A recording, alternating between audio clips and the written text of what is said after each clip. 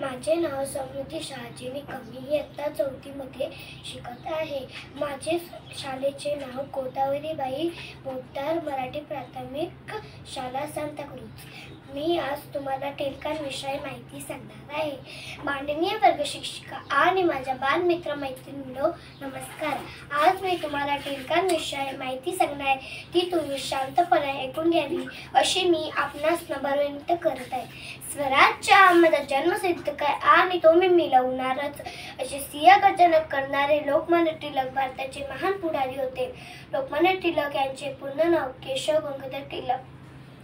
लहानपणापासून त्यांना बाल या नावाने हाक मारत. त्यांचा जन्म 23 जुलै 1856 रोजी रत्नागिरी जिल्ह्यात चिखली या गावी झाला. बाळ लहानपणापासूनच खूप हुशार होते. त्यांच्या वडिलांनी त्यांना गणित व संस्कृत हे विषय चांगले शिकवले होते. त्यात त्यांना अगदी तरबेज केले इतके की संस्कृत पुस्तके वाचून त्यांचे अर्थ ते स्वतः लावत असे. संस्कृतमध्ये बाणभट्टाची कादंबरी हे पुस्तक प्रसिद्ध होते.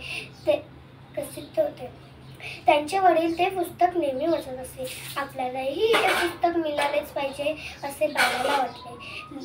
लगेच त्याने ते पुस्तक आपल्या वडिलांकडे मागितले. बाबांना वाटले, हा एवढा 10-12 वर्षाचा मुलगा याला या पुस्तकाचा अर्थ काय करणार.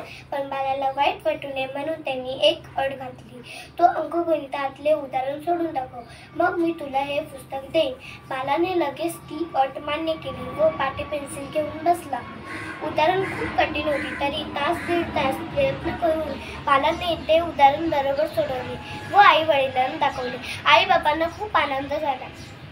कबूल केल्याप्रमाणे गंगाधर पंतांनी ते पुस्तक बाळाला दिले. असा होता बाळ लहानपणापासूनच खूप हुशार. लहानपणापासून अन्यायाविरुद्ध त्यांना चीड होती. आपली चूक नसताना त्यांनी कधीही शिक्षकांचा मार खाल्ला नाही किंवा शिक्षा भोगली नाही. हेच त्यांचे गुण मोठेपणी दिसून आले. इंग्रजांची गुलामगिरी त्यांनी कधीही स्वीकारली नाही. केसरी व मराठी वृत्तपत्रे सुरू करून टिळकांनी जनतेत जनजागृती केली. तुरुंगात असताना गीतारहस्य नावाचा ग्रंथ त्यांनी लिहिला. सर्वसामान्य लोक एकत्रित यावे यासाठी सार्वजनिक गणेशोत्सव व शिवजयंती उत्सव साजरे करण्यास सुरुवात केली. लोकांमध्ये एकात्मतेची भावना निर्माण व्हावी हा त्यामागचा हेतू होता असे आपले महान पुढारी समाज स्वातंत्र्य सेनानी यांनी 1 ऑगस्ट 1920 रोजी जगाचा अखेरचा निरोप घेतला. धन्यवाद. जय हिंद, जय महाराष्ट्र.